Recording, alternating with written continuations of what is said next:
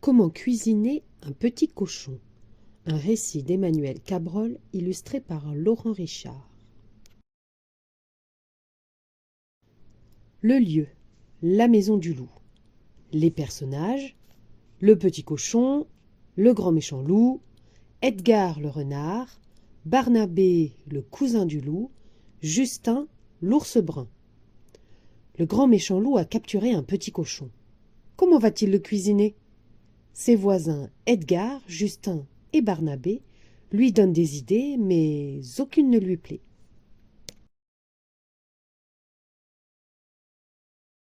Le grand méchant loup est content. Il en ronronne de plaisir. Qu'y a-t-il au fond de son baluchon? Un petit cochon bien rond. Le loup va se régaler. Rien n'est aussi bon qu'un petit cochon. Arrivé chez lui, le loup farfouille dans ses casseroles. Sapristi! Comment vais-je cuisiner ce cochonnet? Toc toc toc! Bonjour, c'est Edgar le renard. Tu tombes à pic, dit le loup. Connais-tu une recette pour cuisiner un petit cochon? Prépare un bouillon, ce ne sera pas long. Et quand ce sera prêt, n'oublie pas de m'inviter chez toi. Ce petit cochon n'est pas très gras. Ce sera pour une prochaine fois. Berk, dit le loup en fermant la porte derrière Edgar. Un bouillon, c'est bon pour cuire les poissons, pas les cochons. Toc toc toc. Salut, c'est Justin, l'ours brun. Ça sent bon dans le coin. C'est un petit cochon, dit le loup. Sais-tu comment le cuisiner? Tu devrais le faire griller. Et si tu veux, je peux t'aider à le manger. Merci bien, dit le loup, je me passerai de ton aide. Et pan! Il claque la porte au nez de Justin. Quelle idée de cornichon, se dit le loup ronchon. Griller un cochon, c'est beaucoup trop long. Toc toc toc. Coucou, c'est Barnabé, ton cousin du bois d'à côté. Que fais-tu avec ce grand tablier? Je me demandais comment cuisiner un cochonnet, répond le loup. Fais un énorme sandwich au jambon.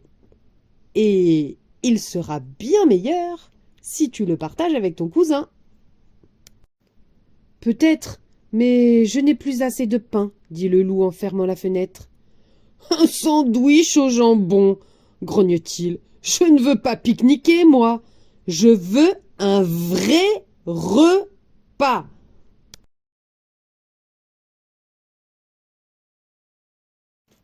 Saperlipopette, il faut vraiment que je m'y mette, dit le loup en mettant une toque sur sa tête. Voyons, un bouillon, c'est bon pour les poissons. Griller un cochon, c'est vraiment trop long. Un sandwich au jambon, c'est hors de question. Si ça continue, je vais devenir fou, car j'ai une vraie faim de loup. Alors le loup fouille dans ses placards. Ah! Voilà peut-être ce qu'il me faut, dit-il en attrapant un livre sur une étagère. Comment cuisiner les carottes et les navets? Bigre! Mais ce n'est pas du tout ce que je voulais, hurle le loup désespéré. Mais voilà que le cochon sort sa tête du balochon. Je sais, moi, comment cuisiner les cochons. Le loup, surpris, se méfie. Ne cherches-tu pas à me jouer un tour?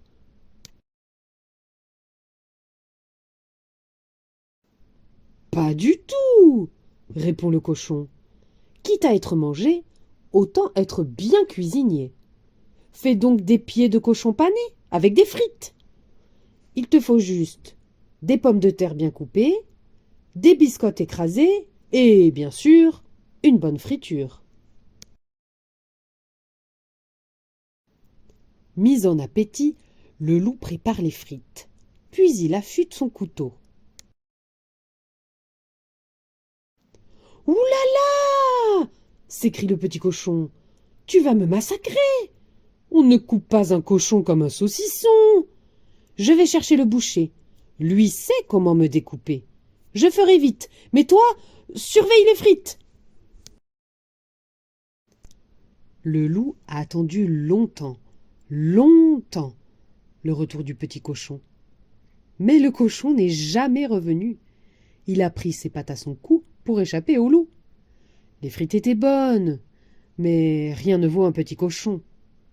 Alors, le loup jure qu'on ne l'y reprendra plus. La prochaine fois, c'est moi qui irai chercher le boucher, et c'est le cochon qui surveillera les frites. Non mais... Fin.